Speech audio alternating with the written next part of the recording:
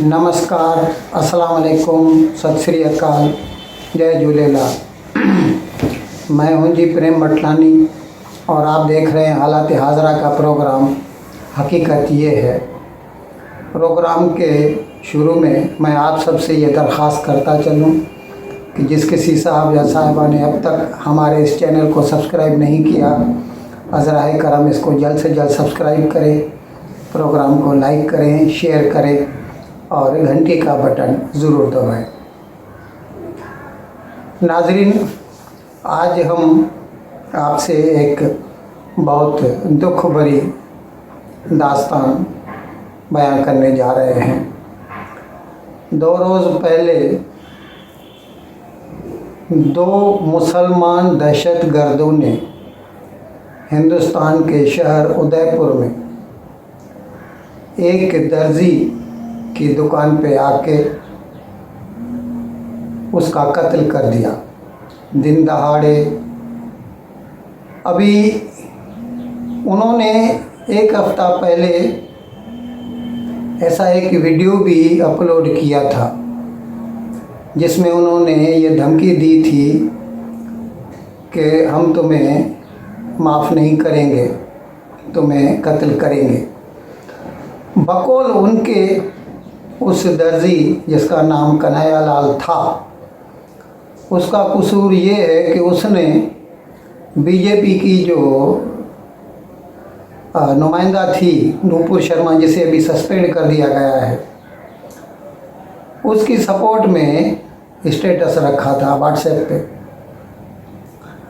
अब उसने खुद कुछ नहीं किया, उसने कोई भी ब्लास्फेमी नहीं की और नूपुर शर्मा ने भी की है या नहीं की है ये कोर्ट के आगे जाएगा, क्योंकि उसके अगेंस्ट में एफआईआर फाइल की गई है और ये केस कोर्ट में ज़ेरे बहस आएगा। लेकिन इन 2 हज़रात ने, जिनके नाम परपोर्टेडली बताए जा रहे हैं कि मोहम्मद गौस और मोहम्मद रियाज है, उन दोनों ने मिलकर उसका सर कलम कर दिया। अब ये क्या है कि ये जो ब्लास्फेमी जिसे कहते हैं ना, हिंदुस्तान में अभी जब इसकी इंक्वायरी शुरू हुई तो पहले तो लोकल पुलिस ने की उदयपुर की, फिर बाद में क्योंकि इसमें टेरर का एंगल था, दहशतगर्दी का एंगल था, तो इसीलिए एनआईए यानी नेशनल इन्वेस्टिगेशन एजेंसी ने ये तहकीकात अपने हाथ में ले ली। तो उनको तहकीक करने के बाद मालूम हुआ कि उनमें से जो एक साहब थे मोहम्मद गौस, वो 1-2 साल पहले कराची से होके आए थे और उनका पाकिस्तान की एक बरेलवी तंजीम है दावत इस्लामी, उससे ताल्लुक़ था और उनसे लगातार ये चैट करते रहते थे। तो इससे लगता है कि उनको रेडिकलाइज कहाँ से किया गया। अभी जैसे ही हिंदुस्तानी मीडिया में ये ख़बर आई, पाकिस्तान ने बिना वक्त ज़ाया किए फट से कह दिया कि हमारा इससे कोई वास्ता नहीं, हिंदुस्तान बेजा पाकिस्तान के ऊपर इल्ज़ाम लगा रहा है। अरे भाई, पाकिस्तान के ऊपर नहीं, पाकिस्तान बेस्ड एक दहशतगर्द तंजीम के ऊपर इल्ज़ाम लगा रहा है। आप इतना तो अक्ल रखें, इतनी तो सोच रखें कि हमने अभी हिंदुस्तान की पुलिस ने कहा है कि दावत इस्लामी ज़िम्मेदार हो सकती है। अभी दावत इस्लामी और पाकिस्तान सरकार दोनों में फ़र्क है। आप क्यों फट से ये कह रहे हैं कि पाकिस्तान का इससे कोई वास्ता नहीं? क्या पाकिस्तान में दहशतगर्दी की ऐसी वाक़यात या वारदातें नहीं होती? हर रोज़ तकरीबन हर महीने 1.5 महीने एक ऐसा वाक़या होता है। सियालकोट में क्या हुआ, मुल्तान में क्या हुआ, और तो और पाकिस्तान में पंजाब सूबे के गवर्नर को उसके अपने बॉडीगार्ड ने गोली मार के हलाक कर दिया। वहाँ पर तो इतनी रेडिकलाइजेशन हो चुकी है, और क्यों ना हो, ये पाकिस्तान का अपना किया धरा है। जनरल ज़ियाउल हक से पहले ऐसा कुछ भी न था। जनरल ज़ियाउल हक ने ये नया कानून बनाया, एंटी ब्लेस्फेमी लॉ, जिसके रूप से वैसे तो हकीकत में अगर कोई भी इसका मरतकब होता है तो उसे पकड़कर पुलिस के हवाले कर देना है और फिर कोर्ट को ये फैसला करना है कि whether that fellow has committed any offence or not under blasphemy law. लेकिन वो क्या है कि माहौल ऐसा मानी गंदा हो गया है पाकिस्तान का, और उसकी वजह से ही हिंदुस्तान के मुसलमान भी उतने ही रेडिकलाइज्ड होते जा रहे हैं और वो भी फिर कानून अपने हाथ में ले लेते हैं और ख़ुद ही फैसला करने लगते हैं कि इसने ब्लेस्फेमी की है या नहीं की है और इसकी सज़ा क्या होनी चाहिए। ये जो नारा है कि गुस्ताख रसूल की सज़ा सरतन से जुदा, ये पाकिस्तान से दरामद किया हुआ है, हिंदुस्तान में किसी ने नहीं सुना था। लेकिन अभी कई मुसलमान हैं ऐसे जो टीवी पे आके, और ये दोनों तो ख़ास तौर पे वो जो वीडियो इन्होंने अपलोड किया है उसमें इन्होंने ख़ुद ही ये नारा दोहराया है। तो अभी सवाल ये पैदा होता है कि पाकिस्तान ने तो अपने आप को दहशतगर्दी की राह पे लाके आज हालत ये हो गई है कि डिफ़ॉल्ट तक पहुंच गए हैं, बर्बाद हो रहे हैं और बर्बाद होंगे। लेकिन हिंदुस्तान के मुसलमान भी क्या उसी राह पे चलना चाहते हैं? उन्हें ये सोचना पड़ेगा। उनके लिए वो क्या मल्टी कम्युनल जो है सोसाइटी में रहना पसंद करेंगे, या सिर्फ जहाँ पे मुसलमान हों और जहाँ पे वो अपनी मर्ज़ी के कानून लागू कर सकें दूसरों के ऊपर। अगर वो हिंदुस्तान जैसे मुल्क में रहना चाहते हैं तो उन्हें जो है वो टॉलरेंस सीखना पड़ेगी, रवादारी सीखना पड़ेगी, क्योंकि गैर रवादारी से मुल्क बर्बाद होता है। मज़हब जो है वो मज़हब लोगों का शख्सी मामला है। जिस किसी को भी जितना भी प्यार हो अपने घर तक महदूद रखे, घर के बाहर न लेकर आए मज़हब को। इसी तरह हम चाहते हैं कि हिंदुस्तानी मुसलमान जो है ये इस किस्म की सोच को दरगुजर करें। और अच्छा ये क्या है, जब ये वाक़या हुआ और लोगों से इसके बारे में रद्द-ए-अमल जानने चाहा मीडिया वालों ने, तो कई लोगों ने जैसे ओवैसी है या उन्होंने ये कहा कि मामला तो जो है कंडेमेबल है, मजम्मत करनी चाहिए। लेकिन ये जब लेकिन आदमी कहता है तो इसका मतलब वो उसको जस्टिफाई करता है, जबकि इस किस्म के वाक़यात एट नो कास्ट जस्टिफाइबल होते हैं, बिल्कुल नहीं होते। कन्हैयालाल के मामले में तो बिल्कुल नहीं, लेकिन किसी के भी मामले में नहीं होते। हिंदुस्तान में ऐसा कोई कानून भी नहीं है, और अगर होता भी तो वो कानून का इतलाक़ करना सरकार का काम है, पुलिस का काम है, अदालत का काम है, लोगों का काम नहीं है।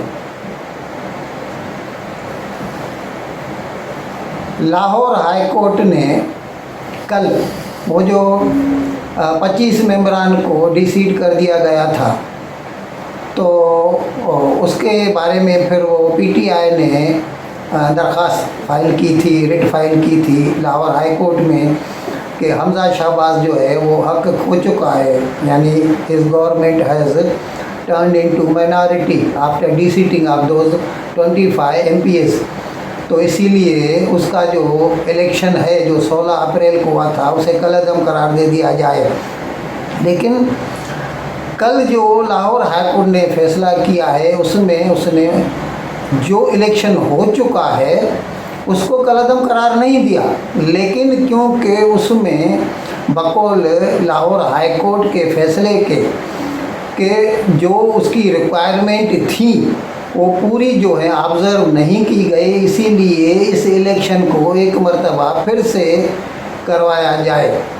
और उसके लिए उनका कहना ये है कि लाहौर हाई कोर्ट का कि वो जो 25 मेंबरान जिनको डिसीट कर दिया है उनको वोट देने का हक हासिल नहीं होगा, और बाकी जितने मेंबरान बचेंगे यानी 345 मेंबरान में से अगर कोई भी पार्टी 173 मेंबर की मेजॉरिटी जुटा सकती है हासिल कर सकती है तो उसका ही चीफ मिनिस्टर हो सकता है, वज़ीर आला बन सकता है। अभी पहले देखें, अभी परवेज़ इलाही अभी आज ही होना है, आज शाम तक पता चल जाएगा कि कौन होता है।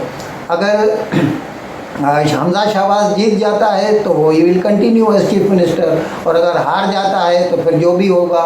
लेकिन इसकी वजह से अब तक यानी 16 अप्रैल से लेके आज तक जो समझो 1 जुलाई तक जितना वक्त हमजा शहबाज ने हुकूमत की है वो अपनी जगह पर बरकरार रहेगा। अभी नंबर हम देखते हैं तो हमें पता चलता है कि नून लीग के 165 हैं, पाकिस्तान पीपल्स पार्टी के साथ पंजाब असेंबली की बात करें 7 हैं, इंडिपेंडेंट 4 हैं, राहे हक का 1। इस लिहाज से तो नून लीग और उसके जो मतलब मखलूत सरकार है उनके 177 मेंबरान बनते हैं, तो इस लिहाज से 173 से ज़्यादा हो जाते हैं। और उसके मुकाबले में जो पीटीआई है, पीटीआई के 158 मेंबर हैं, और पाकिस्तान मुस्लिम लीग कायद ग्रुप यानी चौधरी परवेज़ इलाही के उनके जो 10 मेंबरान हैं तो 168 हुए। तो इस लिहाज से तो 5 मेंबरान इनके पास कम पड़ते हैं। अभी देखिए आखिरी मोमेंट पे अगर कुछ डिफेक्शंस होती हैं कहीं से तो एक अलग बात है, लेकिन लग ऐसे रहा है कि हमजा शहबाज फिर से जीत जाएगा।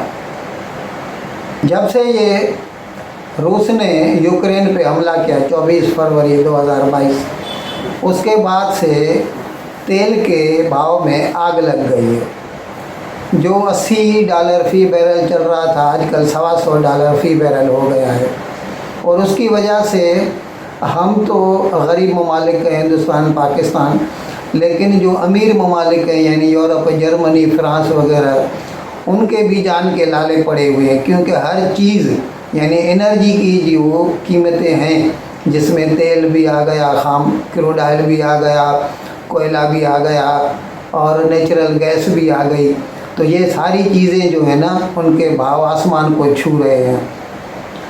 तो ये भाव को कंट्रोल करने के लिए जो बाइडेन ने, बावजूद इसके कि जो बाइडेन और सऊदी अरेबिया का जो वली अहद है मोहम्मद बिन सलमान, जिसे उर्फ़ा में MBS कहा जाता है, उनको कई मरतबा फ़ोन किया और उनको आराम करने की कोशिश की कि भाई आप अपनी पैदावार बढ़ाएं।